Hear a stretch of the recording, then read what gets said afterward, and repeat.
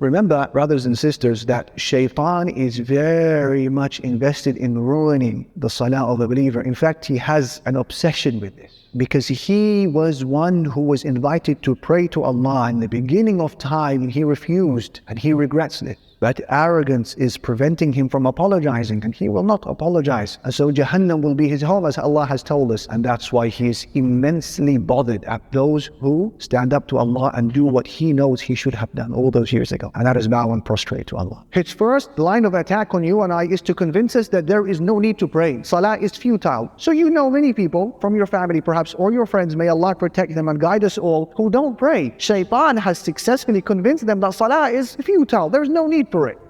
If, however, he fails in this endeavor and you crush those whisperings and you get into your salah, he doesn't give up. He goes for the second best line of attack, which is what? Delay your salah. And that is why a lot of people, they don't remember the last time they prayed Fajr when it was still dark outside. If and when they pray it, it's only when the sun is halfway up the sky. La hawla wa la quwwata illa billah. He will say, delay it, snooze it. It's okay, you have time, combine it. If, however, you pray your salah on time, he will go for his third line of attack. He doesn't give up. And that is what? Al-waswasa, to whisper. He will stand next to you and he will remind you of things that you had completely forgotten about. And you will find that your mind has become such a problem-solving brain in salah and remembering solutions to problems that have passed a long time ago, and you start recalling things that you had completely forgotten about. That is shaitan. If he cannot stop you from praying, he will minimally detract from the reward by distracting. And that is why Imam Ibn al-Qayyim rahimahullah, he said in his book, Talbis to Iblis, he said, when a person stands up to pray before Allah subhanahu wa ta'ala, shaitan is overcome with a huge amount of jealousy. Because you have just now stood in the greatest of all stations before Allah, and the nearest that you can be before Him. And it is the station that causes shaitan most pain and most anger. And so he endeavors to ruin your standing before Allah subhanahu wa ta'ala.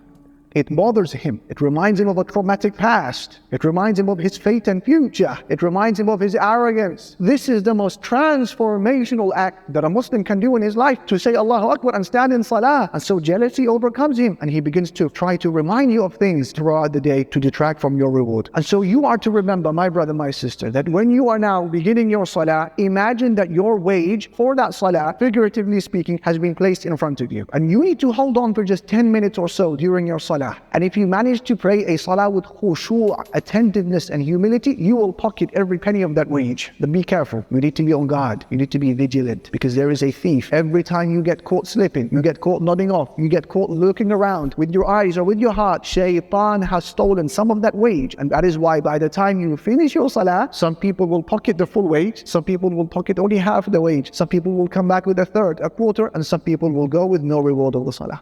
And that is why when Aisha radiallahu anha, she asked the Prophet sallallahu alaihi wasallam about al-intifat, looking around in salah. What did he say? Looking around in salah is theft, which shaitan steals from a person's salah. So where is your heart, and where are your eyes, and where is your focus on salah? That's why you begin your salah with A'udhu billahi minash shaitanir rajim. Ya Rabbi, help me. Ya Rabbi, assist me. How many of us have walked away from our salah while shaitan, he is now walking away in a state of hysterical laughter because he knows what he has done to our salah. And that's the difference between praying with khushu' and praying without khushu'. I give you a benchmark. I give you a litmus test.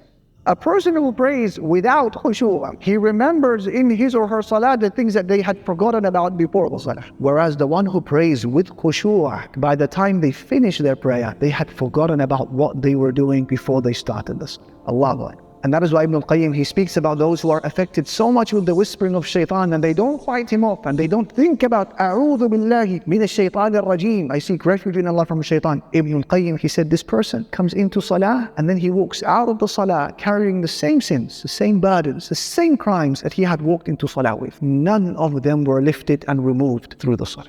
He said the people who benefit from salah, the people who have their sins erased, the people who have the lifting of their burdens are ones who pray salah with khushu'. They carry out its right and they offer Allah Almighty an attentive heart. These are the people who experience a khiffah, a lightness during their salah, and they experience the lifting of a burden when they finish their prayer. He said, till people will hope, or till people will wish that they had not departed from their salah. Have you experienced that before? May Allah subhanahu wa ta'ala allow us to experience the essence of salah. This is why you begin your salah with A'udhu billahi minash shaitanir rajim. You're saying, Ya Rabbi, I can't do this on my own. Control him for me, O Allah. I can't. Assist me. Keep him at bay. And that's what you do. When there is someone that you can't handle for whatever deficiency or weakness you have, you go to the owner. You go to the very top. You say, please restrain them. I can't take them out myself. And this is the analogy given by Imam Ibn al-Jawzi. He said that one of our pious predecessors said to his student, what will you do in a situation where shaitan has beautified for you sins? You can't stop sinning. Whether it's things you're looking at, and listening, touching, inhaling, smoking, buying, selling, whatever it may be. He said to his student, what do you do in a situation where shaitan keeps tempting you to sin? The student, he gave the answer that you and I would have given, which is, you fight shaitan away. He said, what if shaitan comes back a second time? He said, I'll fight him away. And what if he comes a third time? He said, I'll repel him, I'll push him away. He said, that's the long route. And then he asked him a question. He said that if you came across a herd of sheep, and then the dog of the shepherd came running after you and started barking and prevented you from continuing your journey, what do you do? He said, I will try to repel the dog as much as I can. He says, this is the long way. He said to him, what you need to do is, you need to go to the shepherd. You need to go to the owner of the dog and tell him to restrain his dog. That way you'll be able to pass.